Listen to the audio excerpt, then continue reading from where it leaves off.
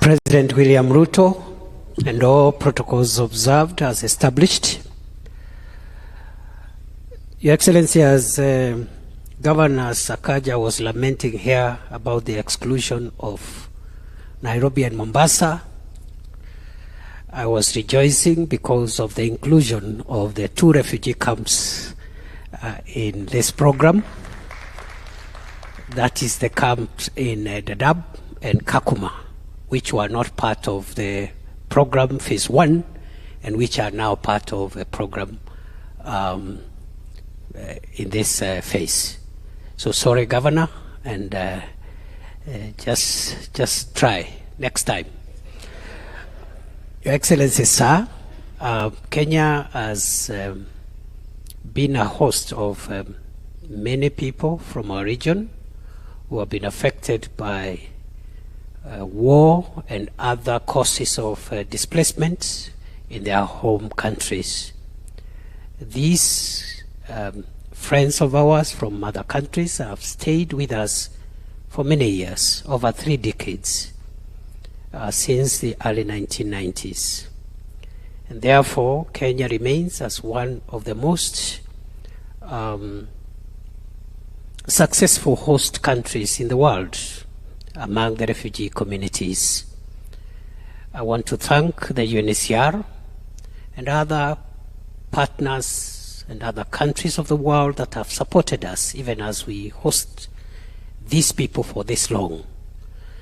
It has been a difficult journey, and proudly for our country, I think we have done a good job, because it's not easy to host the size of the refugee community that we have, the load that we have. At the moment, 700,000 refugees are here in this country, in Dadaab and Kakuma. And this is the spirit of burden sharing in the world as opposed to burden shifting. Your Excellency, the situation in those camps has not been very good in terms of social amenities.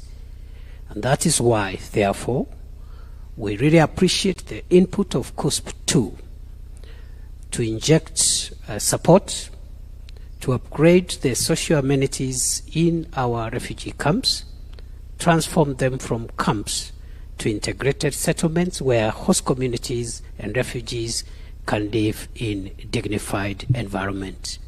And so as we improve the amenities in the camps and turn them into settlements, we will also be taking care of the host communities there, so that we don't create disparities in terms of standards of living and conditions of living between the refugees and the surrounding host communities. And therefore, Your Excellency, for us, it's a proud moment.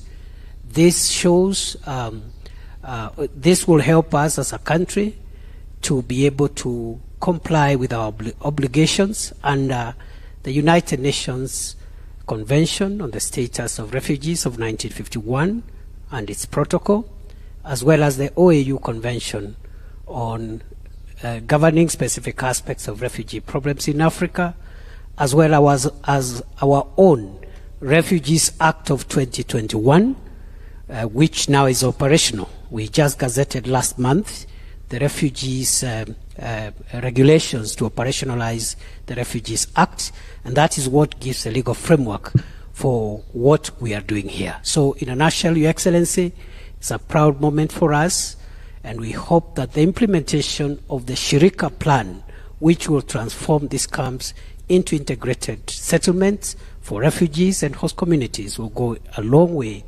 in giving dignity to our brothers and sisters who, for one reason or another, are unable to return to their countries of origin because of situations that are prevailing in those countries. With those many remarks, it's now my pleasure and privilege to invite my sister minister, Alice Wahome, who is in charge of lands, housing, public works and urban development. Welcome, Minister.